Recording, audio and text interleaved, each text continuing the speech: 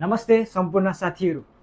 फेरि पनि मलेसियाको एकदमै राम्रो technology company grand venture technology कम्पनीसँगै तीनवटा कम्पनीहरूबाट चाहिँ ठुलो सङ्ख्यामा नेपाली कामदारहरूको डिमान्ड आएको छ। त्यसैले आजको यस भिडियोमा कुन कुन कम्पनीबाट कतिजनाको डिमान्ड आएको छ, यसको इन्टरभ्यू कहिले र कुन मेन पावरमा हुनेछ, के कामको लागि डिमान्ड आएको र कसरी आवेदन दिने, साथै कम्पनीहरूबारे सम्पूर्ण जानकारीहरू चाहिँ आजको यस टपिकमा रहेको छ।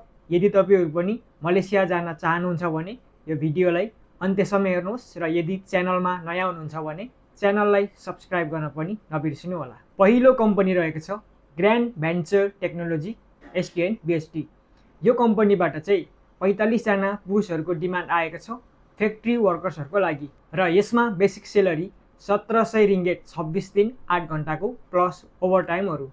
यो चाहिँ एकदमै राम्रो टेक्नोलोजी कम्पनी हो। तपाईँहरूले मन्थली 2500 देखि 3000 रिङ्गेटसम्म मजाले कमाउन सक्नुहुनेछ र यसको डिमान्ड चाहिँ विन रिक्रुटमेन्ट मेन पावरमा आएको छ र यो मेन पावरको लोकेसन चाहिँ सामाखुसी काठमाडौँमा रहेको छ र यसको लागि फाइनल इन्टरभ्यू चाहिँ भदौ 13 गते अर्थात् अगस्तको 29 तारिक हुन गइरहेको छ मेन पावर कार्यालयमा। यदि तपाईँहरू यो कम्पनीको लागि आवेदन दिन चाहनुहुन्छ भने मेन पावर कार्यालय भिजिट गरेर अथवा यो नम्बरमा कन्ट्याक्ट गरेर राम्रोसँग बुझेर तपाईँहरूले आवेदन दिन सक्नुहुनेछ।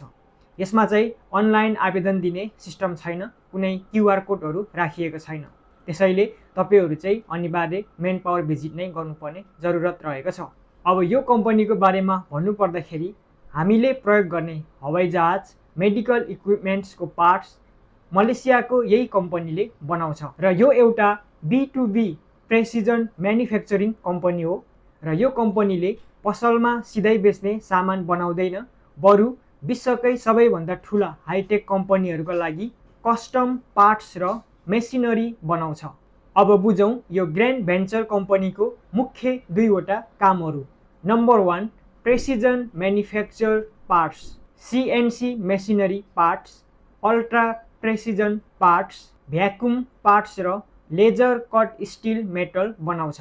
Number 2 complex assemblies and modules, surgical microscope जस्ता मेडिकल इन्स्ट्रुमेन्ट, एयरक्राफ्टको ल्यान्डिङ गियर कम्पोनेन्ट्स र क्लिन रुममा बन्ने मेकाट्रोनिक्स मोडुल्स पनि असेम्बलिज गर्दछ। अब दोस्रो कम्पनी रहेको छ जुत्ता वाजा सेक्युरिटी एसटिएन बिएसटी।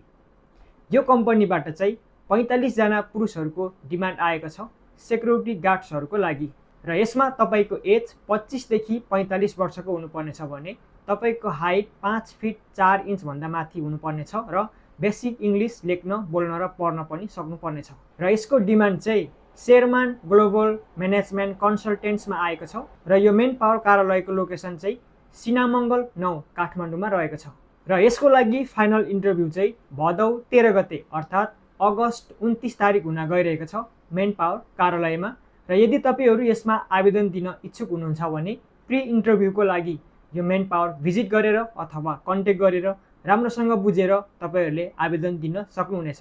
यसमा पनि अनलाइन आवेदन भर्न सकिने छैन किनभने यहाँ कुनै क्युआरको सिस्टम राखेको छैन, त्यही भएर तपाईँहरूले मेन पावर नै भिजिट गर्नुपर्नेछ। अब यो कम्पनीको बारेमा भन्नुपर्दाखेरि यो कम्पनी चाहिँ सन् 2012मा स्थापना भएको एउटा प्राइभेट सेक्युरिटी कम्पनी हो र यसको हेडक्वार्टर चाहिँ मलेसियाको पेनाङमा रहेको छ र यो कम्पनीले नेपाली सेक्युरिटी गार्ड्सहरूले दिने सेलरी चाहिँ महिनामा 30 दिन डेली 12 घन्टा काम गर्दाखेरि 2100 देखि 2400 रिङ्गेटसम्म दिँदै आइरहेको छ। तपाईँहरूलाई थाहै होला मलेसियामा चाहिँ सेक्युरिटी गार्डहरूलाई एकदमै गाह्रो छ काम गर्नको लागि, छुट्टी पनि हुँदैन, डेली 12 घन्टा महिनामा 30 दिनै काम गर्नुपर्छ। यदि तपाईँले छुट्टी लिनुभयो भने पनि तपाईँको सेलरी चाहिँ काटिएर आउनेछ। कम्पनीले फ्री होस्टेल र ट्रान्सपोर्टेसन चाहिँ दिने गर्दछ र खाना चाहिँ आफै व्यवस्था गर्नुपर्नेछ। अब तेस्रो कम्पनी रहेको छ ब्रेभ फोर्स एसटिएन बिएसटी। यो कम्पनीबाट 24 जना पुरुषहरूको डिमान्ड आएको छ सेक्युरिटी गार्डहरूको लागि।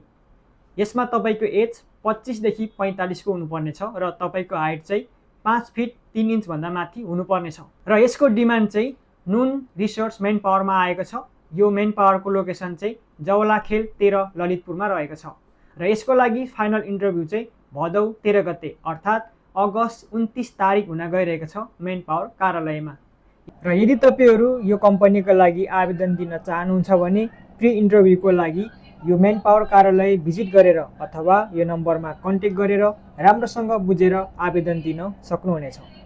अब यो कम्पनीको बारेमा भन्नुपर्दाखेरि यो कम्पनी सन् 2009मा स्थापना भएको एउटा प्राइभेट सेक्युरिटी कम्पनी हो र यो कम्पनीको हेडक्वार्टर चाहिँ मलेसियाको कुलालम्पुरमा रहेको छ।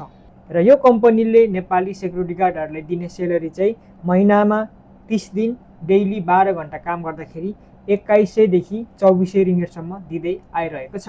आजको भिडियो तपाईहरूलाई कस्तो लाग्यो? भिडियोलाई लाइक, कमेन्ट र सेयर गरिदिनुहोस् र यस्तै मलेसिया जब अपडेट र कम्पनीको जानकारीहरूको लागि च्यानललाई सब्स्क्राइब गर्न पनि नबिर्सिनु होला।